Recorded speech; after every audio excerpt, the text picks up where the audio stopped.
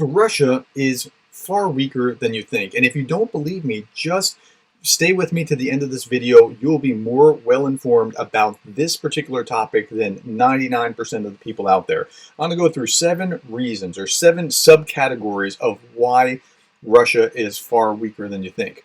I'm going to start with this. This is Al Jazeera in January of 2022 comparing the Ukrainian army against the Russian army. And it looked like no contest because Russia was bigger and badder in every way. We didn't know that they would fight so poorly. And we didn't know that they were as corrupt as they were and poorly supplied and all these other things.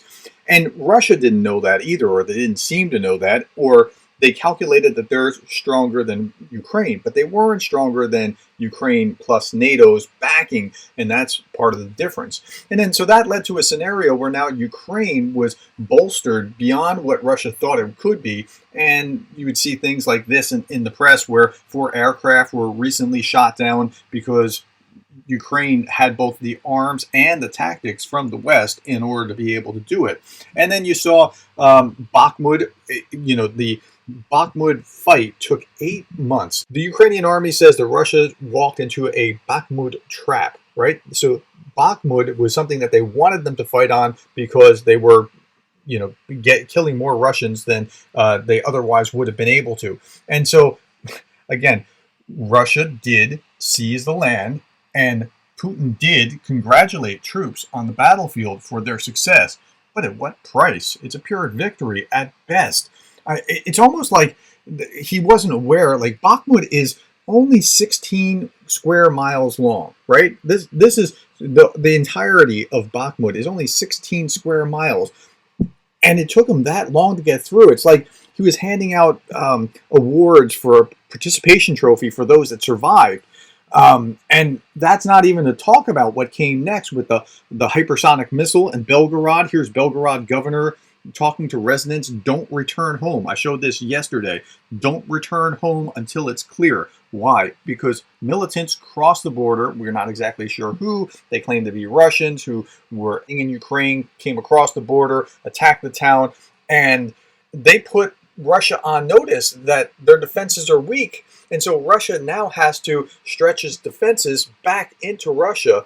And so on all kinds of accounts, Russia's not doing well militarily, let alone that their super unstoppable weapon, the Kinzhal hypersonic missile, turned out to be kind of a dud. It didn't work, and the Patriot missile stopped it. The Patriots knocked down the hypersonic missiles. So what was Russia's response? Well, they claimed that they destroyed a Patriot missile battery. They didn't. They injured one component part of one of the batteries, but they also went on to arrest the scientists who created the hypersonic missiles on treason charges. So there's that. All that to say that Russia's position has never looked weaker, and after this event, let alone all the other things that have happened to it, Russia's military is not nearly as tough as it appears. Okay, let's shift gears and talk about economically. So economically, many companies have left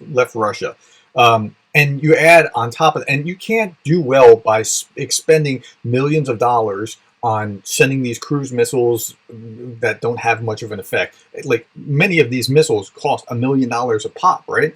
You can't do well by doing that, taking a severe economic beating, being cut off from the SWIFT system, the banking system, having not being able to trade with former trading partners and having to find new places to trade that are not, like, if the new places were as good to trade with as the places you were before, what were you doing? You went for your best opportunity before, and now that best opportunity is cut off, you're trying to find the next best opportunity, and it's not going to be the same.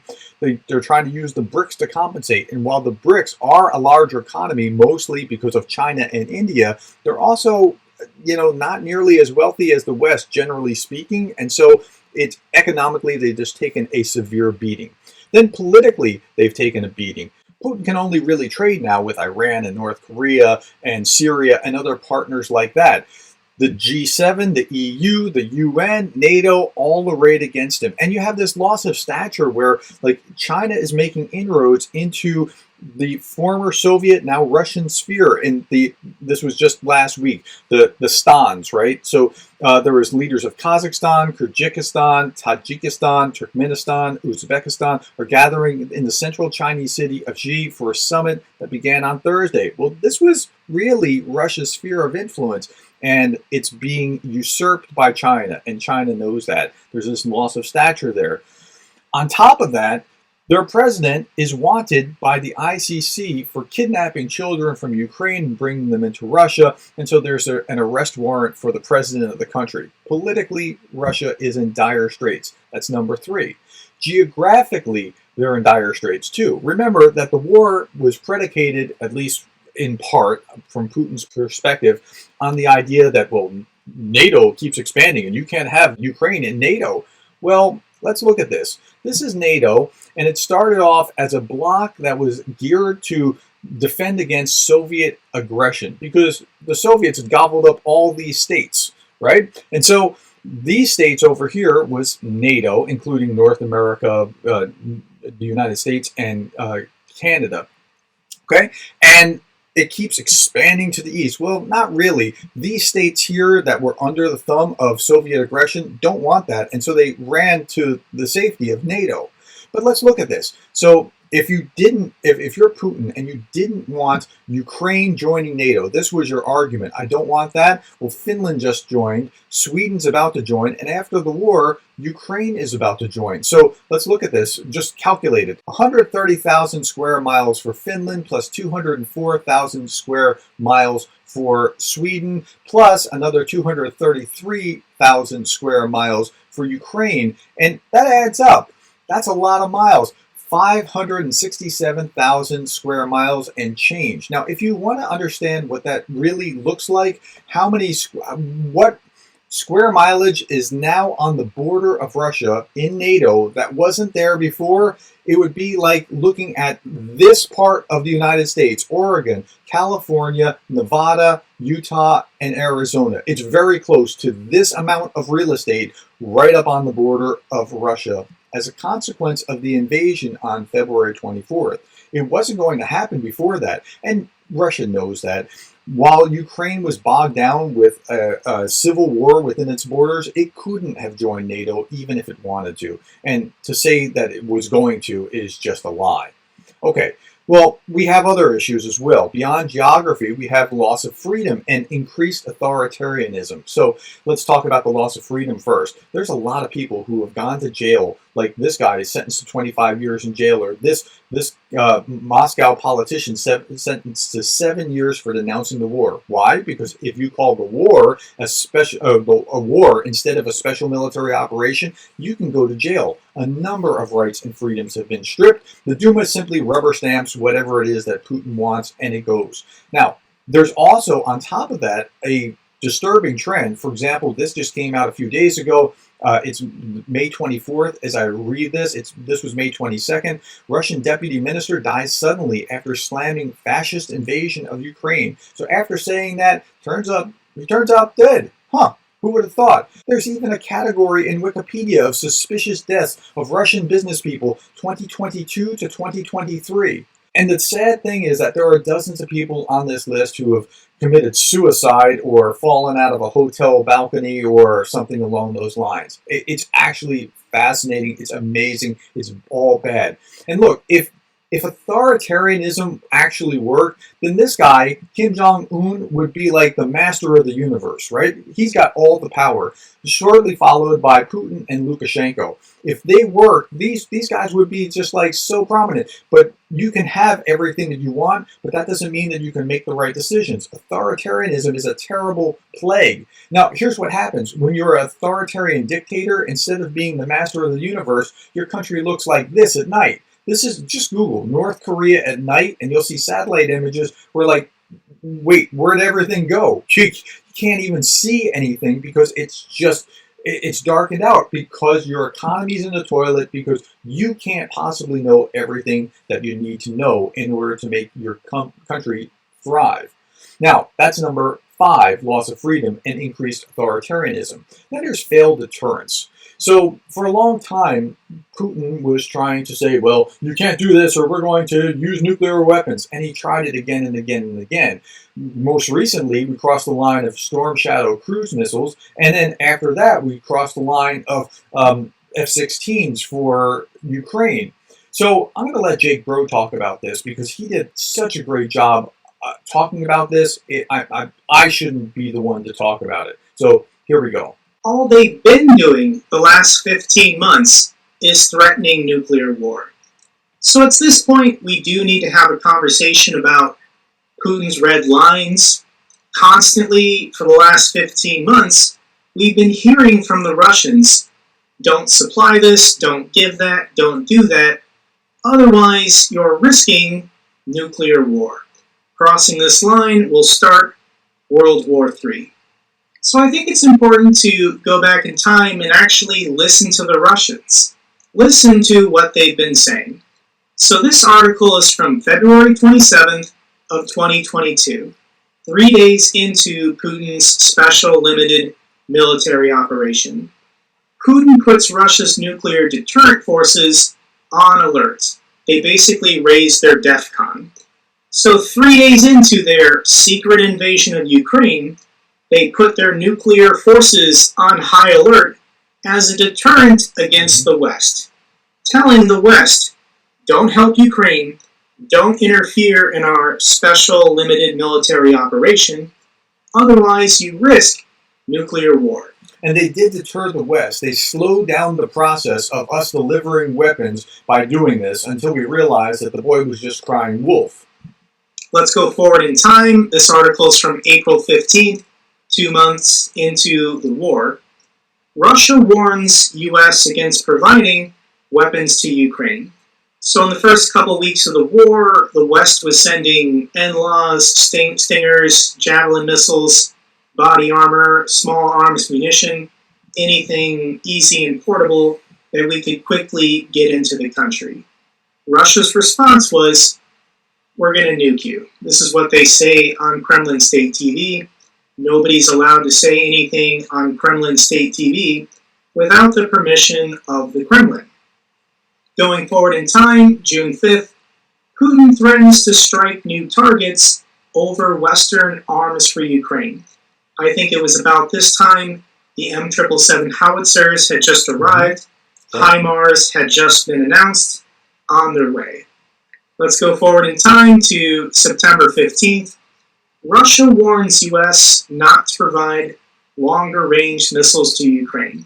So at this point, Ukraine already had HIMARS with Gimler's rockets, 80-kilometer range, and Russia was warning, don't send ATACMS. Don't send longer-range missiles. To be fair, the United States never sent ATACMS, but Ukraine has Storm Shadow missiles and Scalp missiles from France. So Ukraine got longer-range missiles. Yep. Let's go forward in time, December 15th. Russia warns of consequences if the U.S. sends Patriot missiles to Ukraine. Within 2 months, the first Patriot missile system was delivered, and now it's operational. Let's go forward in time, February 2nd. This was 3 months ago. Putin warns of Russian response to Western tanks in Ukraine. So don't send Abrams, don't send Leopards, don't send Challengers. So this brings us to today. These are all of Russia's red lines. February of last year, if you help at all, we will nuke you. April, if you send artillery like the M777, we will nuke you. June, if you send HIMARS, we will nuke you. September, if you send long-range missiles, which we've now done, we will nuke you. December, if you send Patriot air defense systems, we will nuke you. February, if you send modern tanks, we will nuke you. And now May, if you send F-16s, we will nuke you. Okay, so that's what I wanted to see from Jake Broe. He did a masterful job with that. If you don't watch Jake Broe, watch Jake Broe. This will be very helpful to you as you move forward, understanding what's going on in Ukraine. So let's talk about number 7, the information space. So we talked about the ICC prosecution order from the International Criminal Court. Well, Russia decided that they're going to fight back. How are they going to fight back? Well, Russia orders an arrest of the ICC prosecutor on the grounds that he was knowingly charging Putin with something where he knew he wasn't guilty. Really? That's your approach? Or how about this with Bakhmut? So we know that Bakhmut was a meat grinder for the Russians. I mean, it was a terrible thing. The U.S. government was saying something like 100,000 casualties in the last 3 months. This was like 2 weeks ago they said this. 100,000 casualties in the last 3 months. Most of that was in and around Bakhmut. At least 20,000 of that was killed, and the rest were just casualties. So what does RT come out with? RT is Russian state media. Inside the Bakhmut meat grinder, as if they're grinding down the Ukrainians. Like, that's the amazing thing. I did this reaction video to Colonel Douglas McGregor, who is one of the, if you want to hear pure Russian state media in an American accent, listen to Douglas McGregor or Judge Napolitano or Scott Ritter. You hear from any of them, and you'll read Russian state media and then listen to them, and it will line up almost perfectly. McGregor was talking about 50,000 or 100,000 Ukrainian killed in Bakhmut. Crazy, because what Russia does in the informational space is they say, oh, you're doing that? Well, what Russia does in the information space, and I've seen this again and again, there are, for example, legitimate figures of 500 Russians that have been killed. They'll come out with an article in RT that will say that Russia has killed 10 times what the Ukrainians have killed. It's absolutely mind-numbingly bizarre. And that's essentially what McGregor did here. Now, let's talk about the length of time that it took to get through Bakhmut. This is absolutely incredible. One of the funniest videos I've seen throughout the entire war. So here's Operator Starsky on the snail theory. Yeah, as a snail has a minimum speed of 0.0028 meters per second.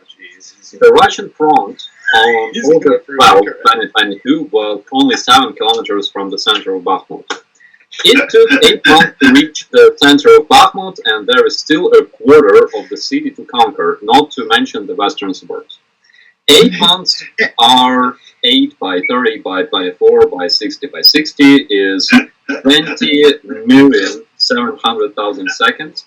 7,000 meters divided by this number gives 0.00033 meters per second. So it follows that a snail at its slowest speed travels at a speed 8.5 times greater than the Russian army. A snail traveling from where the Russian army was for the span of 8 months would have covered 58,000 meters, or 58 kilometers, roughly 36 miles. Our snail would have traveled through Chasiv Yar, Kramatorsk, passed through Sloviansk, and would be 4 kilometers outside the city at its slowest pace. Even the Russians set a new standard for a snail's pace, because even a snail can beat them. Yeah, isn't that amazing? So having conquered Bakhmut finally after 8 months is not really an indication of some great military prowess. Okay, but then there's other things like Ukrainian war of aggression against Russia. These are the kinds of things that I see in Pravda and RT all the time. They're losing the information war because they can put this out all day long and spin lies. But there's really nothing that stands up to Zelensky meeting with Ukrainian Marines on the front line. And he's done it again and again. He's been to Bakhmut. He's been to other places on the front line. And when you do that, you win the information space. And by the way, Zelensky is one of the most brilliant media figures. Like his background in media has served him incredibly well in being able to articulate the case for Ukraine, be able to unite his allies, and be able to bring the world together. And that's another reason why Russia is as weak as it is. Okay, that's my case. These are the 7 major ways that Russia is far weaker than we thought. If you got some value out of this, can I ask you, please share this video with other people? Just share it on social media or do something. Like it. ask me comments below, whatever it is that will help this video on the YouTube algorithm, because people need to hear this. Thank you, my friends, and thank you for being the kind of person that cares about Ukraine. I'll be back tomorrow. I hope you subscribe, and you'll be back too.